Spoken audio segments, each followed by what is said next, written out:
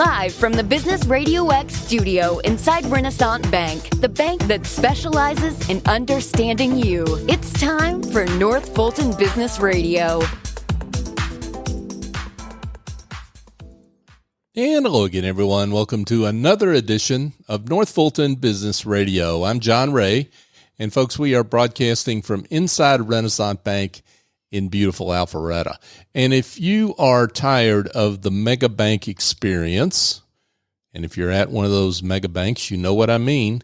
If you're looking for a bank that has all the safety and soundness of the big banks, yes, they do, and they're small enough to deliver services in a personal way, that's a pretty magic combination, and that's what exists at Renaissance Bank. Go to renaissancebank.com and find one of their local offices and give them a call. I think you'll be glad you did. And by the way, I don't talk about anybody whose services I don't know about, and I know about what Renaissance does personally for both me and my clients. Renaissance Bank, understanding you, member FDIC. And now I want to welcome Liza Fewell. Liza is with Hand in Hand Copy. Liza, welcome. Thank you for having me. Yeah, thanks for being here. So let's talk a little bit about you and how you're serving folks. So I'm a freelance copywriter and have a little business called Hand in Hand Copy. Yep. And so I provide the written material to go for all of the digital marketing needs. So digital and print marketing needs. So I write the content that goes onto your website or your brochure or your email campaign. That's what I provide for my clients. Terrific. So let's talk about your journey here a little bit before we get into what you do per se. Talk about why you became a copywriter and why you're so passionate about this work. I became a copywriter kind of by accident, but also on purpose. Okay.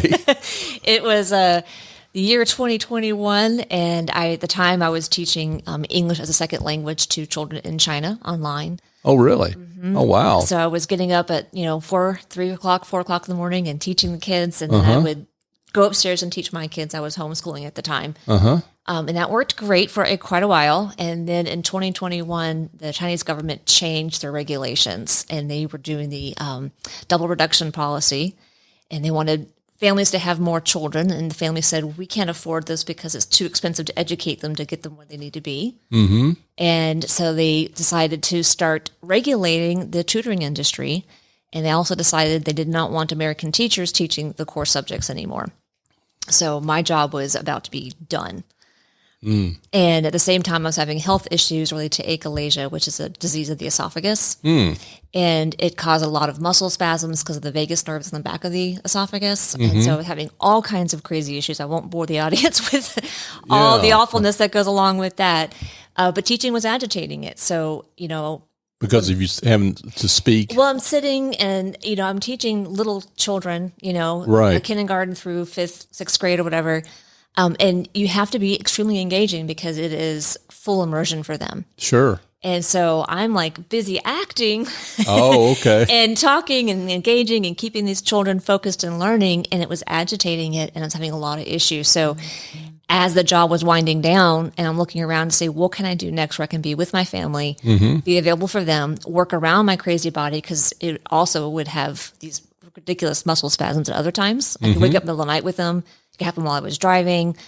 I didn't know when it was going to happen, so I needed something where I could work around that. Right. So when I was looking for different jobs and investigating different things, I came across an ad for copywriting from Filthy Rich Writer, and she has a course called Comprehensive Copywriting Academy. And it kind of checked all the boxes for me. It's like, you like writing? Yes. Do you like researching? Yes. Do you like being creative? Yes. Do you want to work from home? Yes. And I was like, this might be the thing for me. Right. And so, of course, I had to compare it to other programs out there and make sure I was making the best choice. And I love the community. I love the continuing education. And I love the idea that their focus was helping businesses. And it wasn't about, we're here to teach you how to sell. We're here to teach you how to work and help with businesses. And my background in psychology and education, that really hit a note for me. Like, I can do this. I want to help people. That's what I've always wanted to do, is to help people. And I can help them grow with words. So I decided to take the deep dive and go for it. So that's what did it. Well, yeah, that's terrific. And you're better now. I mean, in terms of your physical issues. I had surgery last September, and I've been seeing the chiropractor last year, and so I'm in a so much better place than I was. And I'm like, okay, this is the year. Last year I grew slowly because I can only take on so much work at a time. Right. And this year I'm like, all right, let's go do it. Let's go help some people. Good for you. It's great that you're back and doing better. So congratulations on that. That's awesome. Yeah. So what this may be secondhand to you since you like writing, but what are the skills that make you good at what you do? I think the first thing that makes me good at what I do is that I want to connect with people. And for me, copywriting is about connection. Selling is about connection. If you don't have a connection, you can't do the next steps, which is educate and persuade. And, connection with the audience, connection with the business owner. Those are skills that I developed in my background. I worked in a psychiatric hospital. I've worked as a therapist. I've educated people. And so it's all about connection first. So that's the first thing. You're exactly what a lot of business owners need as a therapist. I joke a lot with my clients that our kickoff meetings is going to feel like a therapy session. Right. I'm going to ask you a lot of questions to get to know you, your business, your audience, and then I can write for you. Right. Yeah. And you're giving free therapy as part of your package, right? I get a lot of, I never thought about that before. I'm like, well, that's what we're doing here. We're going to help you think about it so I can find your words. Well, we're joking about that, but that's really valuable because business owners this is a common trait, are too deep in their own weeds to see the big picture sometimes, right? Yeah. Say more about that. It's like, even on my own side, asking me questions about my business, that's maybe hard to answer. It's so much easier to ask those questions. Sure. But by asking those questions in a very formulaic way, we can get to the heart of what we're trying to do. Who are we trying to talk to? What message are you trying to send? How do we tweak that message so this audience can hear you versus that audience? And that kind of like pulls on those skills I had as a therapist and as an educator, because I may have the same material I got to share with different age groups, different kids who have different abilities. And so that whole tweaking the message, you may not see it when you're in it because you just want to say your one thing. Right. But you're like, okay, well, how do we say that one thing slightly different so this audience goes, oh, yeah, that's what I need to hear. And this audience goes, oh, yeah, that's for me. So. Any way you can give an example about that? What that little tweak might look like? I'll start with a presentation I did in my networking group about selling VR headsets. Okay. So you're trying to sell VR headsets and your messages, how amazing they are. They can put you in this world and whatever, they're cool.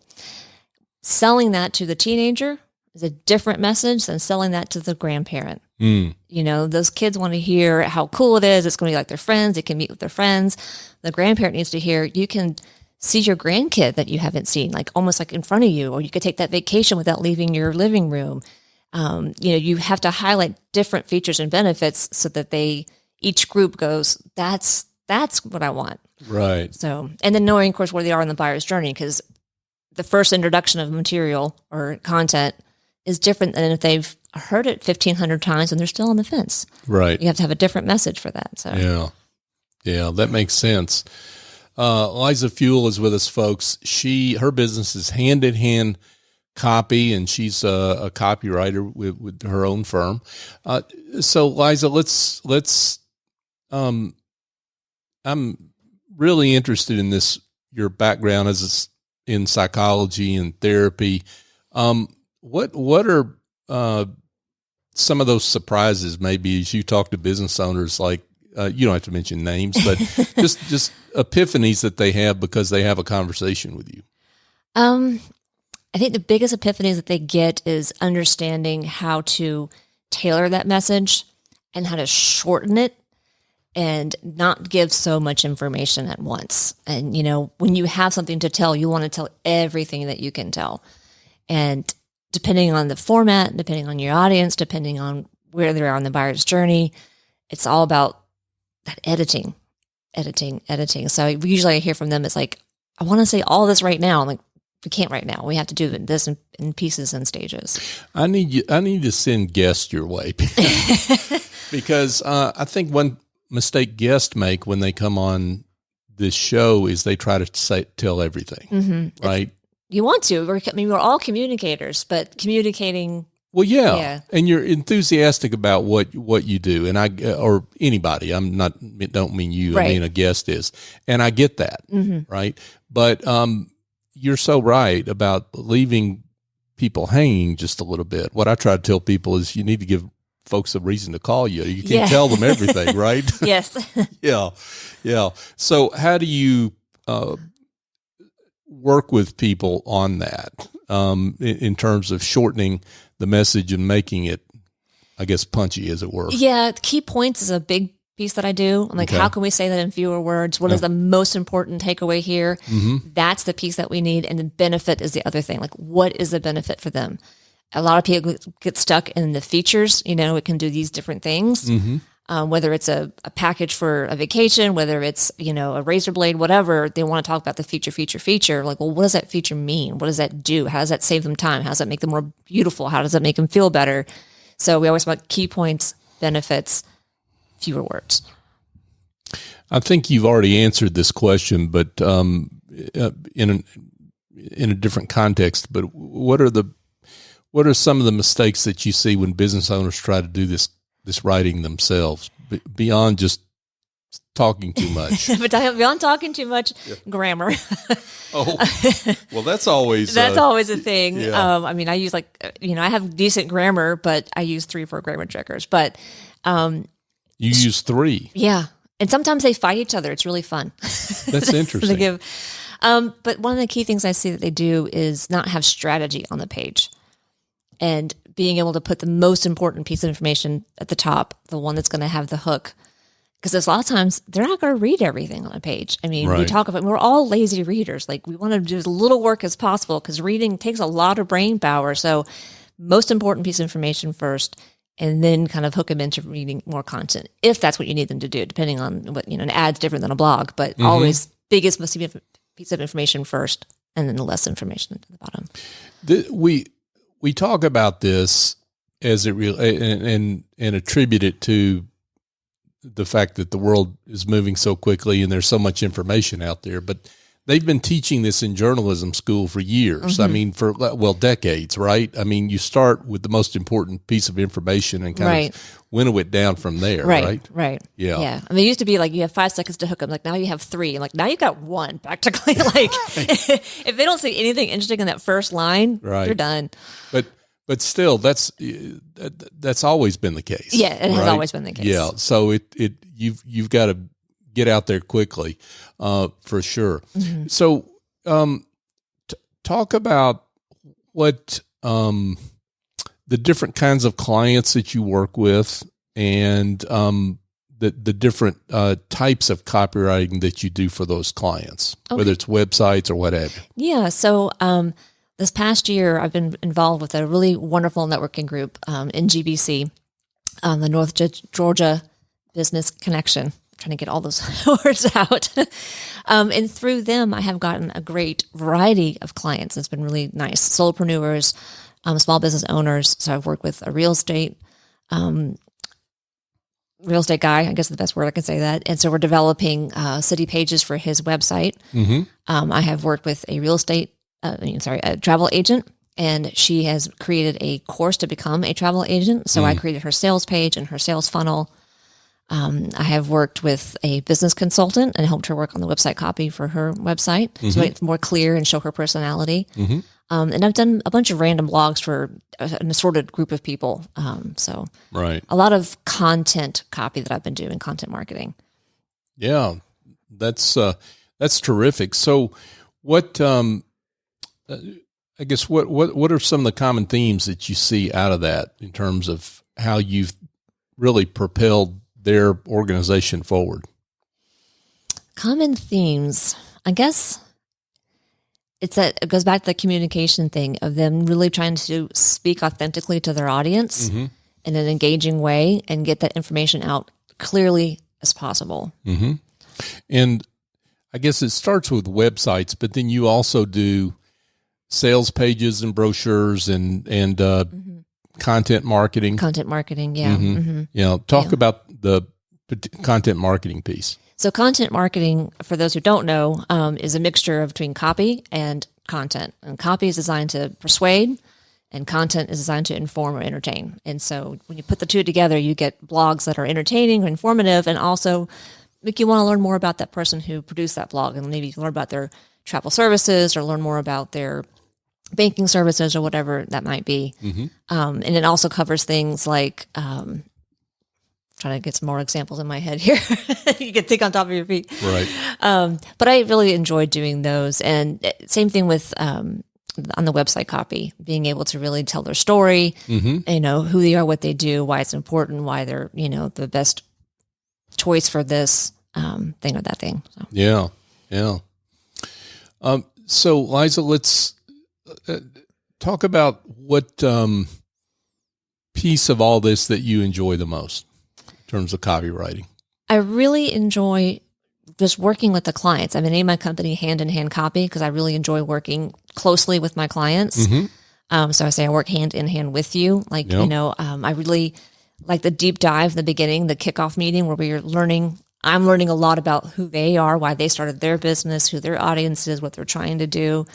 And then I can write authentically from their voice because basically I'm a ghostwriter. All these people are putting out content on their websites and brochures that's from them, but usually there's somebody else writing it for them. So I really enjoy that part of it. And I also really enjoy the strategy part of figuring out where everything belongs on that page so that it works with the pictures if there's images, and also that it does its job as quickly as possible.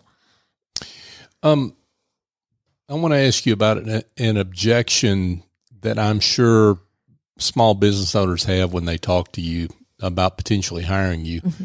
And I'm going out on a limb.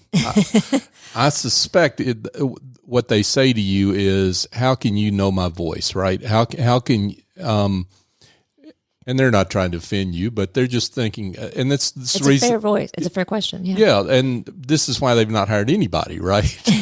Because they don't think you can capture their voice. And so therefore they do nothing and nothing gets done for months and months. Right. So talk about how you address that objection. So I address that objection by telling them that in our kickoff meeting, I'm going to ask them so many questions, they'll think it's a therapy session.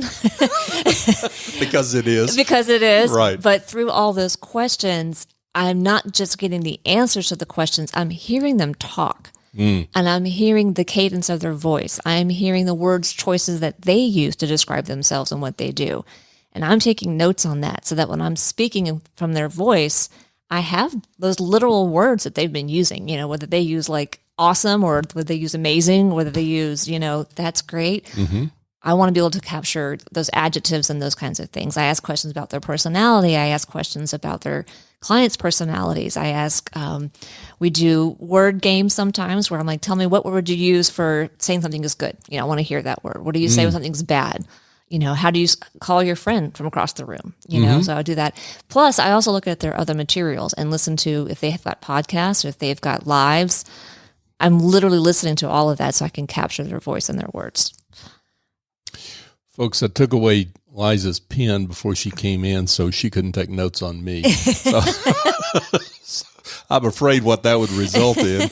But no, that makes a lot of sense. So clients seem to buy into that then. They do. Talk about some feedback that you've gotten. So my tagline is, let's grow your business bigger with words and let me help you find your words. So when I'm working with the client, and I had one in particular, I was doing her sales page and she's like, I just don't know how to say this. And by the end of it, she's like, you found it. Like you found my word. Like that's what I've been trying to say. Thank you. And that's kind of my little star on my shoulder. Like, yeah, I did it. Yeah. But it's because of all that research that I put into, we have a joke in the copywriting world that, half of what we do is research and the other half is editing. Okay. Not any writing. Not any writing. Huh? Like, where does the writing fit in there? But without good research, you can't really write. And without good editing, what you write is going to end up being garbage. So you have to be able to do both. Yeah, no, that makes sense. Okay. So, I've got to ask the question, why shouldn't I just go to ChatGPT? I mean, can't they get my voice right, or I mean, what's wrong with that, right? So ChatGPT, I mean, it can put out some content, and sometimes you're like, that's not that bad. But what it can't do is really capture your voice. It really can't capture the nuances of your voice and your audience and who you're trying to speak to. It can't strategize. So it can't look at several pieces of content over, several different documents over a period of time and understand how to lay out that in a certain order to get the audience in and go through the whole buyer's journey. It cannot do strategy. And the other thing with the ChatGPT is that Google will penalize you when it scans your documents and finds out that it's AI written. And you don't want that. Because you don't want to go down the rankings because you had somebody written ChatGPT. Yeah, that's right. And the other thing is that it, at least, 3, I don't know about 4, but if you want it to be sourced and it can't find a source, it'll make it up. Really? Yeah. So you mean in the earlier versions, 3.5? At least in 3. I don't know about 4. Okay. But yeah, so you don't want to get in legal trouble. You don't want your clients to turn away because it sounds fake or funny or long or rambling. Right. And you also, don't want to use it because it cannot do the strategy and it really cannot capture your voice. Good advice from Liza Fewell. She is a freelance copywriter with her own firm, Hand in Hand Copy. So, you mentioned a couple of different, testimonials you've received. Talk about some of the different types of clients that you've worked with so people get an idea of the breadth of what you do. So last year I worked with a CPA. I worked with a realtor. I worked with a lawyer. I worked with a travel agent who also has your own course. I worked for a company that promotes stuff for schools. They help them do their booster programs. So I wrote content for them. So I've kind of been a little bit all over the place last year. Yeah. And I've really enjoyed that because I'm, my business is a year and some change old. So I feel like I'm in the place now where I'm learning which type of industry I feel more comfortable in. But in the meantime, I'm learning a lot about all these different industries and getting a lot of honing my skills. So beyond just the situation where they're doing a new website, it's obvious they need copy for that website. But what, just as a general proposition, what does a small business owner need to have happening in their business to think, I need to call Liza?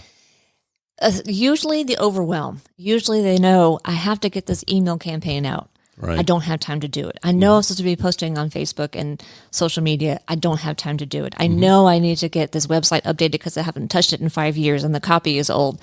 I don't have time. That's the kind of person I want to talk to because I can take that work off of their plate and they can go back to doing the other parts of business that they love doing and they're really great at. And I can do this part they know needs to get done, but they just don't have the time for and or skill for, and I can do it for them. That's terrific. Terrific work. Liza Fewell is with us, folks. Hand in Hand Copy. Liza, this has been great.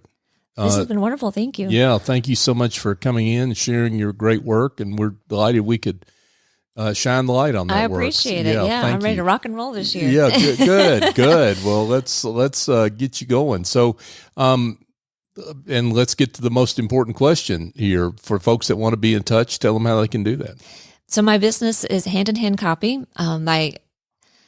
That you can find me online at Liza Fewell Copy. So that's my name, which is an unusual name. So Liza, F as in Frank, Ewell, Liza Fewell Copy. And you can find me online on all the socials.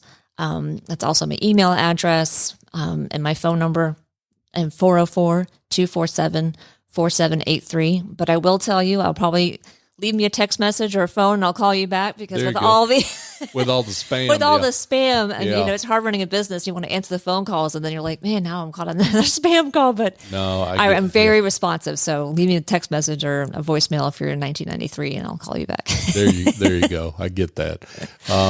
Liza Fewell, folks, with Hand in Hand Copy. Liza, thanks so much for coming on. Thank you for having me. Absolutely.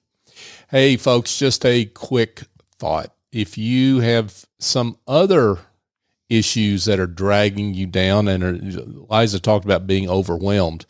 You can get overwhelmed with administrative tasks and bookkeeping and maybe a presentation that you need to do and you just can't get to it.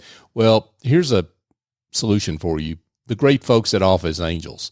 They have a whole team of angels who have the talent and experience necessary to handle the work that's essential to creating and maintaining a successful small business. I know this myself because I use their services and they're terrific. Essie and Escobedo and her team do fantastic work. So give Essie a call, 770-442-9246. Or if you're shy, go to officeangels.us and check them out there. But get in touch, and I think you'll be glad you did, and you will drive your business forward in ways that you can right now you can't even imagine. I promise you'll be glad you did that. And just a quick reminder and a thank you. I've got a book coming out later this year. It's called The Price and Value Journey, Raising Your Confidence, Your Value, and Your Prices Using the Generosity Mindset Method. It will be out here later this year. If you want updates on that or more information on any of that work, go to pricevaluejourney.com. And a thank you to our audience. We've now passed 650 episodes of North Fulton Business Radio, and then we've done that in just under 7 years. We're coming up on our 7th year anniversary. We've gotten this far because of your support. And one of the ways you've supported us is give us a great review on your favorite podcast app. You've also shared the show. And I love it when that happens because you highlight for others the great work of business leaders like Liza and the others that we have featured on this show over the years. Keep sharing the show. If you think it's appropriate to do so, you got somebody that you think needs a great copywriter or what have you, please share the show. We'd really appreciate you doing that. That helps us maintain our place as the voice of business in North Fulton. So for my guest, Liza Fewell, I'm John Ray. Join us next time here on North Fulton Business Radio.